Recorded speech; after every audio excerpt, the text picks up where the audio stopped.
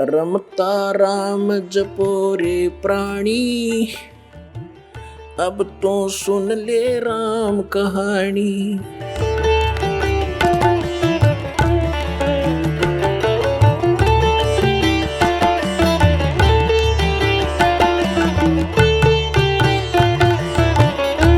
आत्माओं,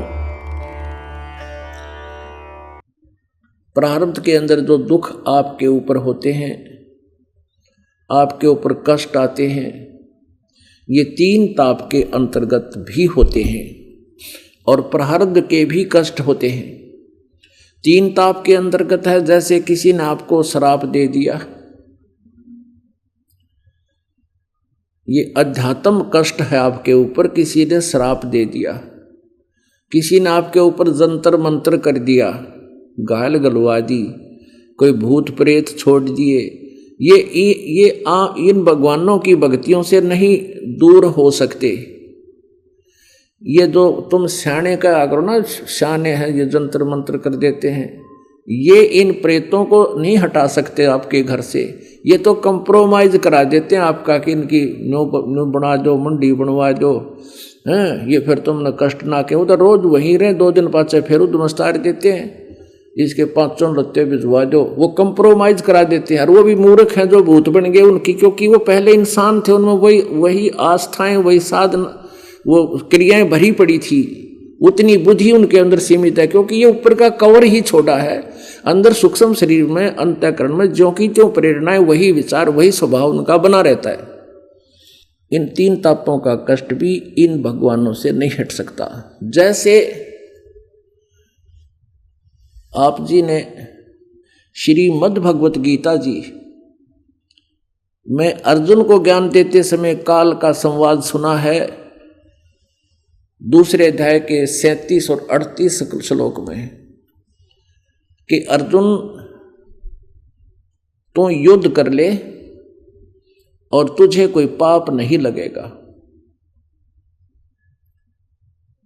तू तो केवल निमित्त मात्र है।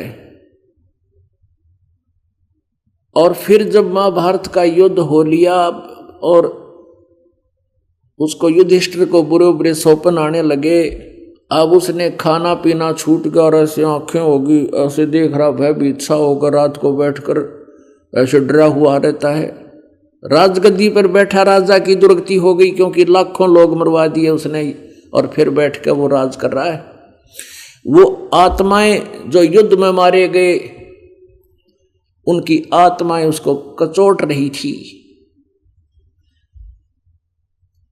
उसके सारे जंतर मंतर करा लिए, कोई आराम नहीं हुआ। फिर सोचा कि चलो गुरुजी के पास चलते हैं, क्योंकि श्री कृष्ण पांडवों के आध्यात्मिक गुरु थे। श्री कृष्ण जी के पास गए, तब उनको सारा हाल से अवगत कराया गया, परिचित कराया गया कि भाई को ऐसे ऐसे सौपन आ रहे हैं, ऐसा बुरा हाल हो रहा है। तब श्री कृष्ण जी ने बताया कि ये कारण जो है, ये आपके ऊपर जो आपत्ति आई है युधिष्ठिर पर, इसका कारण है कि आप जी ने महाभारत के युद्ध में जो बंधुघात किया, जो पाप किए, वो तुम्हें दुखदाई हो रहे हैं। इसका समाधान क्या है कि अश्वमेध यज्ञ करो और पृथ्वी के सभी पुण्य आत्माओं को आमंत्रित करो। जितने अधिक से अधिक व्यक्ति आवेंगे, भोजन खावेंगे, तुम्हारे पाप हल्के हो जाएंगे। तो उन्होंने सभी देवी देवताओं को, स्वर्ग के देवताओं तक भी आमंत्रित कर दिया, पृथ्वी के सभी संत, महर्षि, मंडलेश्वर और सभी को बुला लिया। और यज्ञ की सफलता का एक प्रतीक रखा गया कि एक पंचजन्य शंख, पंचायन शंख, 5 मुख का, पंच आनन, यानी एक शंख होता है 1 मुख का, वो शंख था 5 मुख का। और वो अलग से एक सुसज्जित स्टेज बनाकर आदर से एक मेज पर अलग से रख दिया गया, कि जिस समय ये सभी भक्त आत्मा इस धर्म यज्ञ में भोजन प्राप्त कर लेंगे, तो वो शंख अपने आप बजेगा, अपने आप आवाज करेगा। तो समझ लेना कि आपका यज्ञ पूर्ण हो गया और आपके ये संकट निवारण हो जाएगा। ऐसा ही हुआ। दूर दूर के बड़े बड़े महापुरुष श्री कृष्ण जी ने और 88,000 ऋषि, 33 करोड़ देवता, 12 करोड़ ब्राह्मण, 9 नाथ, 84 सिद्ध पुरुष और 56 करोड़ यादव जो श्री कृष्ण जी के वंशज थे, वो सारे चूल्हा न्योत थी उनकी, और वह भी आ गए। सब ने भोजन खा लिया, शंख ना बजा। अब श्री कृष्ण जी चिंतित हुए और युधिष्ठिर तो चिंतित थे ही कि हमारा शंख नहीं बज सकता, हमारी शंख नहीं बजा तो यज्ञ संपूर्ण नहीं हुई। तो युधिष्ठिर जी ने कहा कि श्री कृष्ण जी थे कि भगवान हम बहुत अपराध कर चुके हैं, आपने सही कहा कि हमारे महाभारत में किए हुए युद्ध हमें दुखदाई हो रहे और ये शंख नहीं बज सकता, हमने तो अत्याचार कर रखा है। वो मासूम बच्चे रो रहे अपनी माताओं के सीने से लिपट कर, हमारे पिताजी कब आएंगे, जो युद्ध में मारे गए सैनिकों के वो बच्चे रो रहे हैं, वो विधवाएं अपना रो रही हैं, टक्कर मार रही हैं, हमारा पाप नाश नहीं हो सकता। तो श्री कृष्ण जी ने कहा कि भाई पाप नाश तो होगा, पर पाप का नाश करने वाला संत भक्त आया नहीं। कौन? फिर उन्होंने बताया कि एक सुदर्शन नाम के महात्मा है और वो पूरे संत के और सत भक्ति करने वाले साधक हैं। वो आवेंगे, भोजन पावेंगे तो तुम्हारे ये 3 ताप भी दूर हो जाएंगे। सुदर्शन जी कौन थे? परमात्मा अपने लीला अनुसार प्रत्येक युग में आते हैं। सतयुग में कबीर परमेश्वर जी करुणामय नाम से अवतरित थे और एक बाल्मीक के घर उनकी ऐसे ही परवरिश हुई थी जैसे नीरू और नीमा ने कलयुग में की थी। ऐसे ही उनको कमल के फूल पर मालिक मिले थे और उनका उस समय एक शिष्य था, सुदर्शन सुपच बाल्मीक जाति से ही संबंधित था। वो उनका परम भक्त और उस परम भक्त को परमात्मा ने सतनाम दे रखा था, सत भक्ति वो करता था। तो जहां वो काशी के अंदर वो सुपच सुदर्शन रहता था और उधर न्योता देने की इनविटेशन देने का कार्य भीम पांडवों के जम्मे ला रखा था, भीमसेन का। तो भीमसेन सुदर्शन जी के पास गया था उसकी झोपड़ी में और भीमसेन ने कहा था कि भगवान हमारे यज्ञ में चलिएगा और मैं राजा युधिष्ठिर का भाई हूँ। तब परमात्मा के ज्ञान के आधार से, तत्व ज्ञान के आधार से सुदर्शन जी ने कहा था कि भीम तुम्हारे अन्न को जो खाएगा वो सीधा नरक जाएगा। तुमने ऐसा पाप कर रखा है, ऐसा जुल्म किया है, किसके लिए? एक राज्य के लिए, एक पेट के लिए तुमने ऐसा जुल्म कर दिया और तुम्हारा जो अन्न भी खा लेगा पापियों, वो भी नरक में जाओगा। और यदि मुझे लेकर चलना है तो 100 अश्वमेघ यज्ञ, जो यज्ञ तुम करने जा रहे हो, ऐसी ऐसी कोई तुम्हारे पुण्यों में रखी हो तो ऐसी 100 यज्ञ का फल मुझे दे दे, तब मैं तुम्हारा अन्न खा सकता हूं। अब भीम कहने लगा कि हम तो पहली यज्ञ करने जा रहे हैं और 100 यज्ञ का पुण्य कहां से लाऊं, और तूने जो ये बकवाद की है कि तुम पापी हो, तुम ऐसे कर रहे हो, ज्यादा मत बोला बाबा जी। मुझे भगवान का श्री कृष्ण से और अपने भाई से, मुझे युधिष्ठिर से लज्जा आ रही है ना तेरी, अब थोबड़ी तोड़ देता मैं, फालतू बोल रहा था। और यूं कहकर वो आ गया था। सुदर्शन जी नहीं गए थे। श्री कृष्ण जी ने पूछा कि भाई भीम आप उधर गए हो, क्या उस महात्मा सुदर्शन जी को आमंत्रित नहीं किया? तब भीमसेन कहने लगा जी आमंत्रित किया था, पर वो तो कबूल आदमी है, वो तो बहुत भूंडा बोला है। नो कह तुम तो पापी हो, अपराधी हो, तुमने ऐसा घोर पाप कर रखा है और 100 अश्वमेघ यज्ञ का फल मुझे दो, तब मैं चलूं। अब कृष्ण जी को पता था कि ये भीम भी कम को ना, पता नहीं के बकवाद करके आया होगा। तो श्री कृष्ण जी ने पूछा, फिर तू के बोला, तूने के जवाब दिया उसको? अब भीम कहने लगा, मैंने उसको ये जवाब दिया कि मुझे भगवान श्री कृष्ण और युधिष्ठिर जी से लज्जा है, उनकी शर्म मानता हूं ना, मैं तेरी थोबड़ी तोड़ देता। तो ऐसा बोल रहा है, हमें पापी कह रहा है, तेरे मुंह पर मारूं हो मैं। तो श्री कृष्ण कहने लगा, भले आदमियों, महापुरुषों को ऐसे बोलना भी अपराध और पाप होता है, तूने तो और पाप इकट्ठा कर लिया। और आज के दिन उस महापुरुष के एक बाल के बराबर भी ये 3 लोक नहीं है, और तुम्हारा कार्य उन्हीं से सिद्ध होगा ना, तो मरो फिर भुगत के। ये तो शुरुआत है, कल न तुम्हारे में भूत आवेंगे, दूसरे में भी आएंगे, तो धीरे धीरे पूरा परिवार ने घेरेंगे, तब उसने समस्या होगी। अब कहते हैं मरता क्या नहीं करता।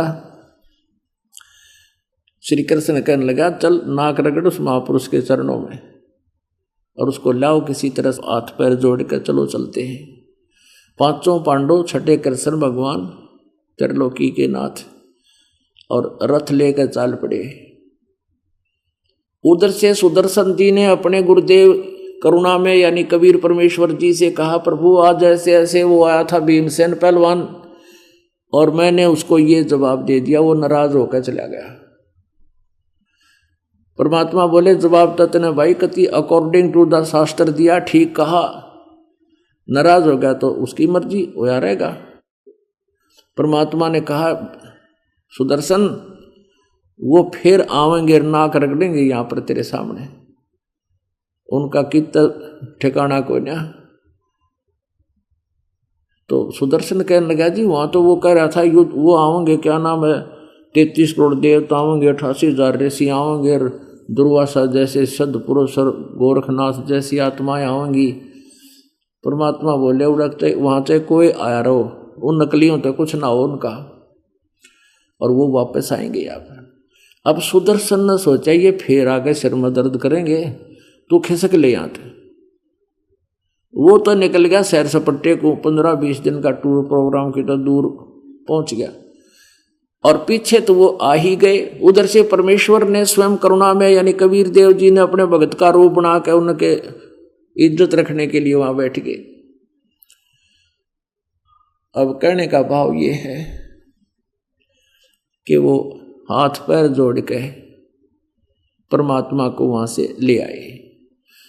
अब परमेश्वर ने कहा था कि भाई मेरी एक शर्त है श्री कृष्ण जी से, मैं चल पड़ूंगा, जैसे कि कल तुझे बताया था, क्योंकि एज ए वो सुदर्शन रोल कर रहे हैं भगवान। अब कहा था कि कल ये आया था उस दिन भक्त पहलवान, मैंने इनसे कहा था कि 100 अश्वमेघ यज्ञ का फल मुझे संकल्प करो, तब मैं तुम्हारा आहार करूंगा।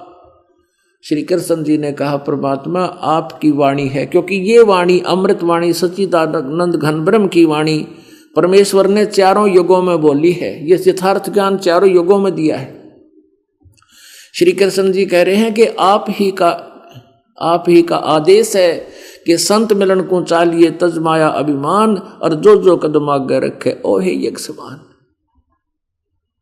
ये परमात्मा आपका विधान है, आपका आदेश है कि संत मिलने को जब चले तो मान अभिमान त्याग कर जो दर्शनार्थ आता है उसको 1 कदम का फल 1 अश्वमेघ यज्ञ के तुल मिलता है।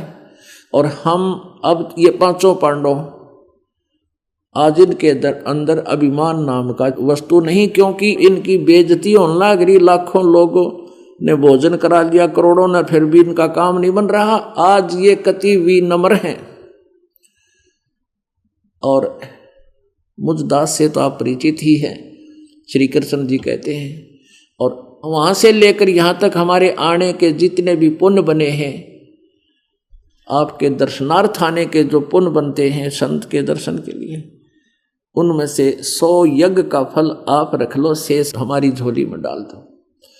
अब परमात्मा तो उनका भाव देखना चाहते कि जब उनमें अभिमान होगा, सच्ची समर्पण नहीं होगा, सच्ची आस्था नहीं होगी, तो परमात्मा का भी लाभ उन्हें नहीं मिल सकता, परमात्मा के जाने से भी लाभ नहीं मिल सकता, इसलिए उनको भी नम्र करना अति आवश्यक था। वो पांचों पांडव तो कति भी नम्र हो रहे थे, बिग्गी बिल्ली बन गए। अब परमात्मा को बैठाकर वो चल पड़े। अब जहां पर वो मंडप छाया हुआ था, 33 करोड़ देवता, 88,000 ऋषि सब विराजमान थे वहां पर। और परमात्मा ने सुदर्शन सुपच का यानी एक वाल्मीकि गरीब से व्यक्ति की वेशभूषा बनाकर, जिसमें वो कुदरती रहा करते थे, जैसे जुलाहे के रूप में रहते थे, ऐसे वाल्मीकि की जैसी व्यवस्था वेशभूषा द्वापर में थी वैसे रह रहे थे।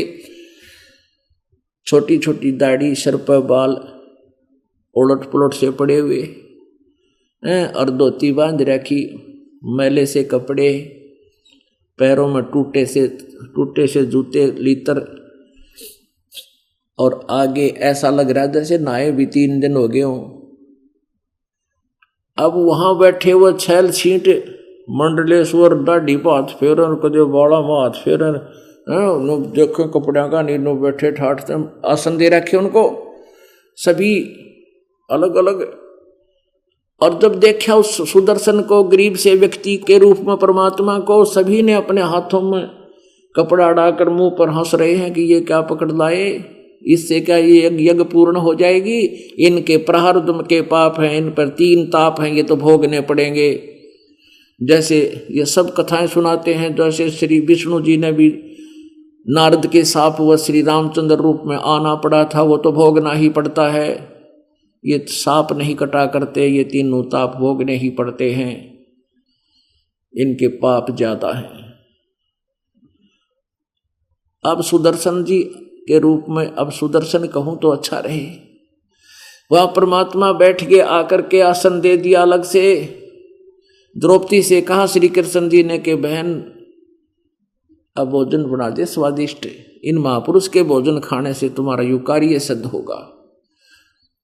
अब जब सब कुछ आंट अड़ली, हर तरह से फेल हो लिए, विफल हो गए, और एक किरण दिखाई दी द्रौपदी ने, अपने हाथों भोजन बनाया, नौकरों से नहीं कहा कि कहीं महापुरुष के भोजन के बनाने में कोई त्रुटि ना रह जाए। अपने हाथ से भोजन बनाया, हलवा, खीर, पूड़े, पूड़ी, कचौड़ी, दही, बड़े हरे तैयार कर दिए, 56 प्रकार के भोजन। और अलग अलग कटोरियों में ला करके सुदर्शन जी के सामने रख दिए। परमात्मा बैठे थे कबीर जी सुदर्शन रूप में। अब द्रौपदी ने यह सोचा था कि ऐसा भोजन बना दिया है, महात्मा जी खाएंगे, उंगली चाटेंगे, और 100 जगह जाकर नो कहेंगे भाई द्रौपदी जैसा भोजन हमने कितना खाया को नहीं, इतना स्वादिष्ट था। यो घास फूस तोड़ कर खानी आदमी आज खीर पकौड़ी खाओगा, देखना मेरे हाथ से बनी हुई, कितनी खुश होगा। अरे कुदरती बात है, जो बहन खाना बनाती है, अतिथि आ जाता है तो बहुत सावधानी से भोजन तैयार करती है, और यूं सोचती है कि कहीं मेरे बनाए हुए आहार में कोई नमक मिर्च की ये त्रुटि ना बता दे। अगर यदि कोई ऐसा कह देता है कि नमक ठीक को नहीं, तो भोजन बनाने वाली बहन का कलेजा दुखा करे, अगर तेरी बेइज्जती होगी। तो समझदार व्यक्ति होते हैं वो ऐसे ही खा जाते हैं, वो किसी के पराये घर में जाकर नो नहीं कहा करते इसमें नमक को ना, मनो कहा कर बड़ा बढ़िया भोजन पाया, ओहो आनंद हो गए। किसी की आत्मा को दुखाया नहीं जाता।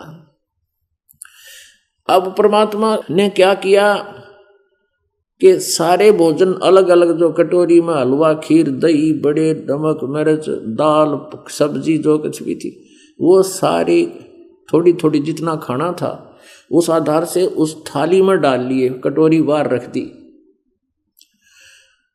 और सबकी खिचड़ी बना ली। अब द्रौपदी देखे खड़ी खड़ी कि यू क्या कर रहा है। अब उसके मन में दोष आ गया कि ये रहा शूद्र का शूद्र, इसने खान का भी ना बेरा, यू काहे के घंट बजाओगा। मन मन मन सोच रही है काहे के शंख बजाओगा। अब वो ऐसा मिला लिया, सारा खिचड़ी बना ली और परमात्मा ने एक ग्रास खाया। वो शंख रखा था दूर, उसकी आवाज हुई आवाज हुई, उसमें से आवाज निकली जो खूब जोर की, फिर बंद हो गया। फिर दोबारा ग्रास खाया, फिर आवाज करी। ऐसे 5 ग्रास खा के वो सारा भोजन 5 ग्रासों में खा लिया, और 5 ही बार वो शंख ने आवाज लगाई और फिर बंद हो गया। अब युधिष्ठिर के खुशी का ठिकाना नहीं रहा। कहने लगे भगवान बड़ी दया होगी, आपकी दया से हमारा कार्य सिद्ध हो गया। अब श्री कृष्ण जी ने कहा कि नहीं, अभी नहीं हुआ, ये तो बहुत देर तक आवाज करनी चाहिए थी शंख ने, नो नहीं टुकड़ों में नहीं बजना चाहिए था, अखंड बजना चाहिए था ये। युधिष्ठिर फिर पेट पकड़ कर बैठ गया, कलेजा पकड़ कर, भगवान अब कौन रह गया महापुरुष। तब श्री कृष्ण जी ने कहा, क्योंकि परमात्मा ने श्री कृष्ण को दिव्य दृष्टि दे दी, वो देख रहे थे कि ये कैसी परम शक्ति है। ये तो वो नहीं पहचान सके कि ये, लेकिन उनकी शक्ति से आभास हो रहा था कि ये बहुत बड़ी ताकत है। श्री कृष्ण जी ने कहा भाई कोई नहीं रहा इस पृथ्वी पे, और इस वाल्मीकि दिखा है ना जो आपने, ये वाल्मीकि सा, इसके एक बाल के बराबर भी ये 3 लोक नहीं, इतनी परम शक्ति युक्त है युधिष्ठिर योग। लेकिन इसके भोजन से और अखंड धुन नहीं हुई, आवाज नहीं हुई, तो अपना कोई और डिफेक्ट है, क्योंकि पावरफुल है बाहर जिससे कनेक्शन ले रखा, तो पंखा नहीं चल रहा है, तो पंखे में डिफेक्ट है। तो पंखा देखते हैं भाई क्या डिफेक्ट है। श्री कृष्ण ने द्रौपदी से पूछा कि बहन, क्योंकि श्री कृष्ण की एक नजर भगवान में थी, जो भोजन खाओ थे मिला के, एक नजर थी उसमें द्रौपदी में, अकवन्यों करे थी अंदर अंदर, वो जान गया कि आके मन के में कड़ी बिगाड़ रही है। तो उसने कहा कि बहन आजा, द्रौपदी सच्ची बात बता, तूने क्या सोचा मन में जब ये महात्मा भोजन खा रहे थे, और जिस कारण से यह बात बिगड़ गई कति, तो अपनी सच्ची बात बता दी, याचना कर ले अपने अपराध की, नहीं तो ये शंख नहीं बाजेगा तुम्हारा, तुम्हारी दुर्गति शुरू हो जाएगी। अब मरता क्या नहीं करता, द्रौपदी ने सच्ची बता दी कि भगवान मैंने तो 1 घंटे 2 घंटे तक धूमे में आँख फड़वाई, चूल्हे पर अपने हाथों आहार बनाया, और न सोचा था महाराज जी खावेंगे और उंगली चाटेंगे, खुशी मनावेंगे, मेरी 100 जगह प्रशंसा करेंगे, और इन्होंने सब कुछ इकट्ठा कर दिया, तो मेरे मन में ऐसे ऐसे दोष आ गया। श्री कृष्ण कहने लगा नादान, साधु संत या गरीब अमीर अब अपने घर पर भोजन करके सभी सोते हैं, भगवान सबको देता है, और तूने ये ऐसा अनुमान बना लिया कि उस संत को ऐसा बना खाना खिला दिया, तू तेरे मत अभिमान और हो गया, और अक्षमा याचना करवे। अक्षमा याचना कैसे करके, इसके चरणों का चरणामृत पी, इसकी धूल भरे चरण धोके, जब तेरा भी पाप कटेगा तुम्हारा शंख भी बजेगा। तब द्रौपदी लाई प्रात ठाके, थाली ठाके लाई, और पर उस आसन पर बैठे परमेश्वर के सुदर्शन रूप में विराजमान भगवान के धूल भरी चरणों को धोया श्री द्रौपदी ने अपने हाथों, और डाल के उसको लोटे में और पीने लगी। आधा जब पी लिया तब श्री कृष्ण जी ने कहा बहन आधा मुझे भी दे दे, बांट कर खाते हैं अमृत को। आधा श्री कृष्ण जी ने पिया, आधा द्रौपदी ने पिया। अपना आत्माओं, अब गरीबदास साहिब कहते हैं उस चूड़े का चरणामृत लिया तेरे कृष्ण चंद्र करता रहा। तुम जिसको वाल्मीकि को समझ रहे थे और जिसने तुम्हारा यो कार्य सिद्ध किया, उस वाल्मीकि के चरणों का चरणामृत पिया थारे कृष्ण चंद्र करता रहा। पुण्यात्माओं, जितने भी अच्छी आत्माएं हुई हैं वो जाति और मजहब से ऊपर को उठे हैं, तो जाति नहीं देखी जाती। परमात्मा कहते हैं कबीर जी अपनी वाणी में, जात ना पूछो संत की पूछ लीजिए ज्ञान, मोल करो तलवार का पड़ी रहने दो म्यान।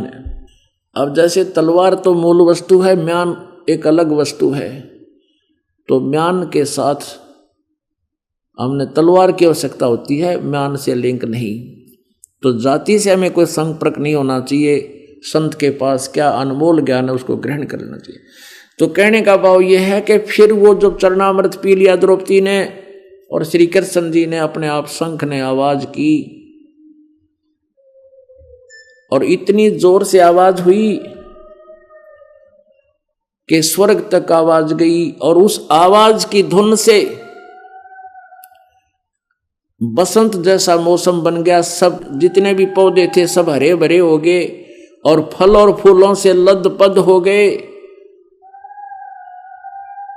इस प्रकार उन पांडवों का वो 3 ताप भी नष्ट हुए। तुम कौन राम का जपते जापम तात कटे नयति नुतापम। परमात्मा कहा करते तुम कौन भगवानों की भक्ति करते हो जिसे तुम्हारे 3 ताप भी नष्ट नहीं हो सकते।